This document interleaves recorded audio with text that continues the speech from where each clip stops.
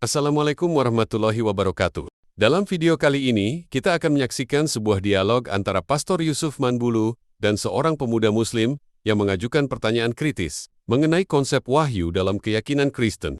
Dalam dialog ini, kita akan melihat bagaimana ia menghadapi sebuah pertanyaan yang menantang. Pertanyaan ini sederhana, tetapi memiliki makna yang mendalam. Mari kita dengarkan perdebatan ini dengan pikiran terbuka dan hati yang jernih. Saksikan bagaimana seorang Muslim mengajukan pertanyaan logis dan bagaimana Pastor Yusuf berusaha menjawabnya. Selamat siang, Ya. Pak Yusuf. Selamat siang. Ya, selamat malam Pak di sini. Oh, malam di sana ya, Pak ya? Oh. Iya. Saya bertanya ke siapa, Pak? Ke Bapak atau ke Ibu Ya, Siti ini? silakan aja Pak. Pertanyaannya diajukan aja. Bapak posisi di mana nih? Saya di Belanda? Amerika ini, Pak. Di Amerika. Oh ya, silakan. Ini, Pak, saya mau menanyakan mengenai masalah ayat Kejadian 8 ayat 21 itu, Pak. Ya. Bisa tolong dibacakan, Bu? Kejadian 8 ayat 21.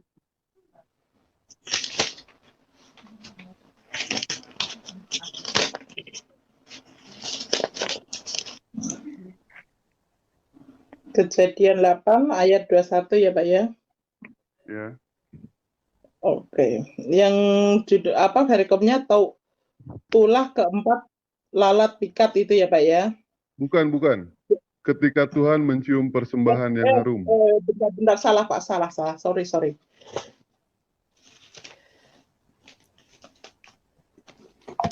Kejadian. Oke.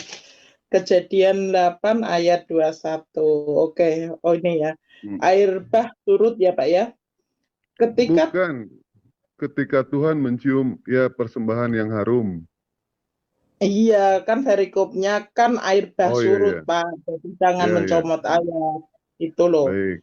Ya, 21. Ketika Tuhan mencium persembahan yang harum itu, berfirmanlah Tuhan dalam hatinya, Aku takkan mengutuk bumi ini lagi karena manusia, sekalipun yang ditimbulkan hatinya adalah jahat dari sejak kecilnya. Dan aku tak akan membinasakan lagi segala yang hidup seperti yang telah kulakukan. Terus? Nah, pertanyaan saya, ketika Tuhan berfirman dalam hati, ini yang mendengarkan siapa ini?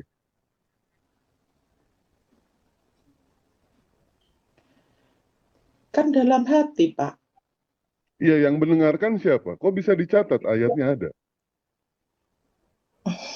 Ya, jadi begini Pak Mahadewa, Bapak Kristen apa Islam Pak? Saya Muslim, Pak. Oke. Jadi itulah ajaibnya Tuhan Yesus. Ya. Oh, ajaib. Itulah hebatnya Tuhan Yesus karena Tuhan Yesus itu berfungsi menjadi tiga fungsi. Ada fungsi Roh Kudus, Pak. Roh Kudus itulah yang berbicara dan menjelaskan kepada Musa pada waktu itu.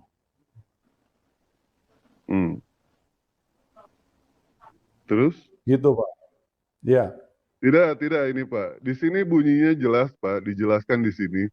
Berfirmanlah Tuhan dalam hati. Ketika Tuhan berfirman, Pak, siapa orang yang punya kapasitas untuk mendengarkan firman Tuhan ini? Sedangkan Ya, kita itulah sebagai Roh manusia Kudus. saja, Pak. Sebagai manusia saja, Pak. Ketika kita berbicara dalam hati, tidak mungkin yang namanya kita itu bisa mendengar. Bapak berbicara dalam hati, saya tidak mungkin mendengar, Pak. Mau setinggi apapun orang itu, mau sesakti apapun dia, baik itu seperti Angling Dharma ataupun Brahma Kumbara, ini tidak akan sanggup, Pak, untuk mendengar ketika Tuhan berfirman dalam hati. Begini Pak Mahadewa, itu kan kalau menurut logika manusia, menurut akal manusia. Tapi kalau menurut cara kerja Tuhan yang tidak terbatas, segala sesuatu itu mungkin. Tuhan itu satu, tapi dia tiga fungsi. Ada fungsi Bapa, Putra, dan Roh Kudus. Nah, Roh Kudus itulah yang berfungsi untuk menjelaskan kepada hamba-hambanya apa yang ada di dalam hati Tuhan. Itu. Makanya Lantas yang siapa yang mendengarkan mengerti, siapa itu, Pak? siapa yang Yang mengerti mendengarkan begini, siapa, Pak?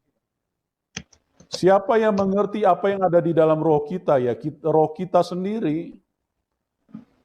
Nah, Roh Kudus itulah yang berbicara kepada Musa, makanya Musa tulis itu. Musa tulis di dalam sebuah kitab, itulah kitab Kejadian. Terus? Ya seperti itu, Pak. Tidak, Pak. Makanya Begini, saya beritahu begini. Gini, penjelasannya begini ya. Itulah di dalam kekristenan itu sangat sempurna, Pak. Makanya ada 3 fungsi. Bapa, Putra, dan Roh Kudus. Saya tidak menanyakan siapa itu, yang Pak. Saya itu tidak kan menanyakan begini. fungsi itu, Pak. Ya, begini Pak. Tolong kalau saya lagi jelaskan, tolong Bapak diam dulu ya, supaya Bapak bisa paham. Silakan. Baik.